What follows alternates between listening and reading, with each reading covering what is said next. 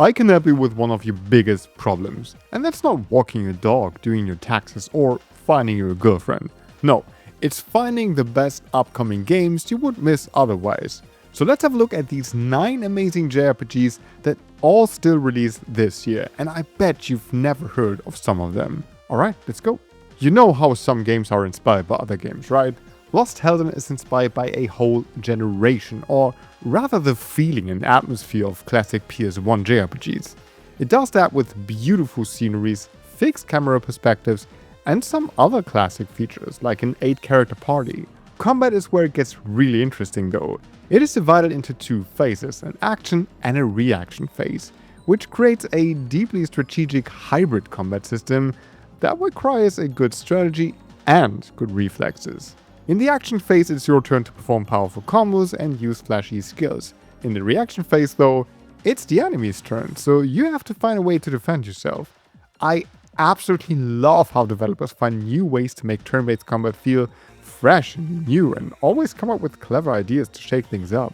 Besides that, there's a job system with 21 classes, so you can be sure there's a lot of customization to do and ways to play to discover.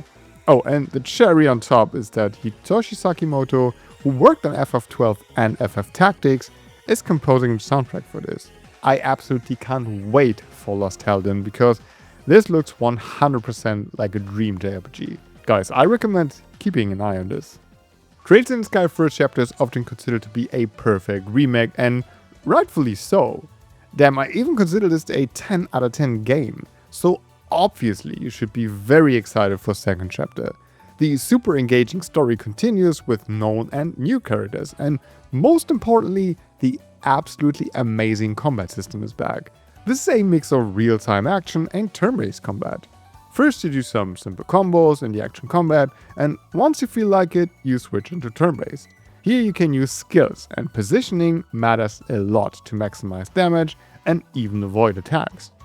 Then there's the ornament system that gives you creative freedom when it comes to party customization, because you decide what skills each character gets.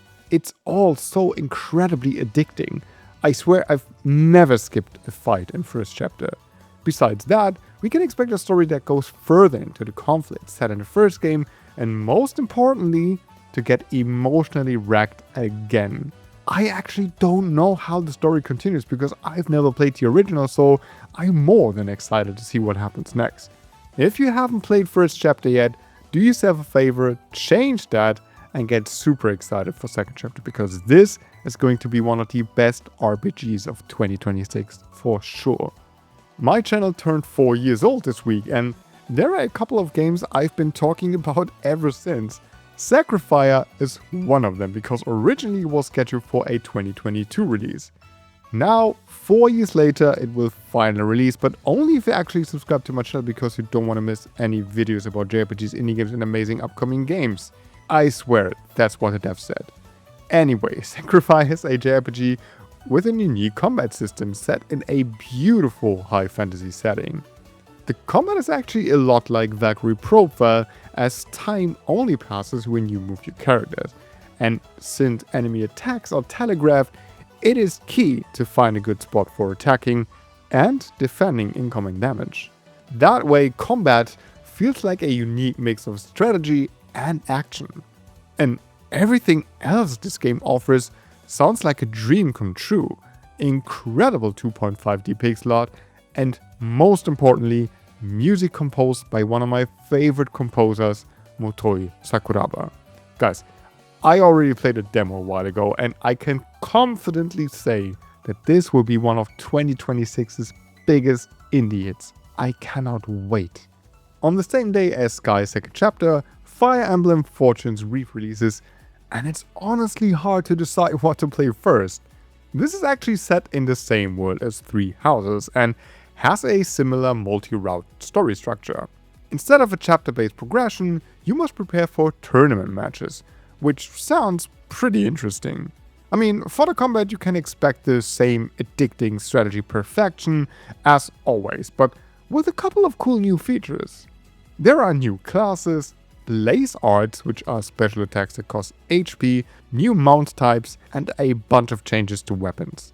Look, I'm absolutely no expert on Fire Emblem, but it sounds like the gameplay gets better and better for each new entry. Story-wise, it's about this demonic invasion, this tournament that grants its winner a wish, and some important connection to the past. That all sounds amazing. I have a feeling this will be one of the best games in 2026, so definitely keep an eye on this. Dreams do come true. I wished for an HD2D Final Fantasy ever since Octopath Traveler came out, and it's finally happening with Final Fantasy Resonance. Technically, this is a new interpretation of the mobile title Final Fantasy Brave Exvius, but of course made into a traditional JRPG without the microtransactions.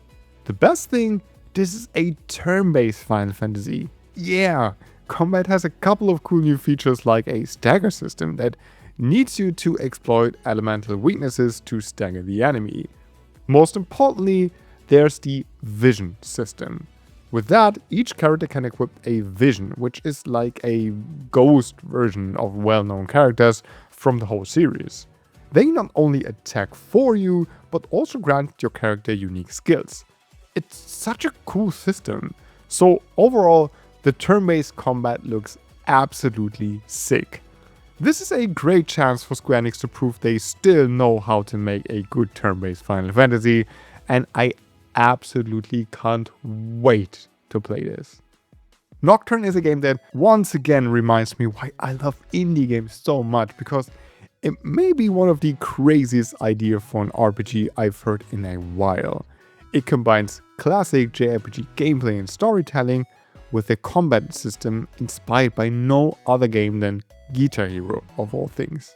Not only is this idea great by itself, but it also brings rhythm-based combat into an RPG, which I love because I enjoy turn-based combat that requires skill and offers some dynamic. And with over 100 songs to play, I'm pretty sure combat will be varied and fun. On top of that insane idea, there will be a rich story set in the digital afterlife after humanity's extinction. This all sounds and looks super cool, and if you can't wait to check it out, I have good news for you, because there's a demo available on Steam. You can play right now. Definitely add Nocturne to your wishlist if you like interesting genre mixes. Infinite Alliance is going to be such a unique JRPG because it's basically the Avengers of indie JRPGs. In this game are 17 heroes and villains from other games like Chain Echoes, Jack Move, Crosscode, and 8-Bit Adventures 2. So it's the ultimate crossover event. Combat is turn-based and pretty straightforward, similar to the combat in 8-Bit Adventures 2 and therefore inspired by Final Fantasy X. Strategic thinking is of the essence here. The story, on the other hand, will be completely original though. Oh, and by the way, did I mention this game will be 100% free? Yep, that's right.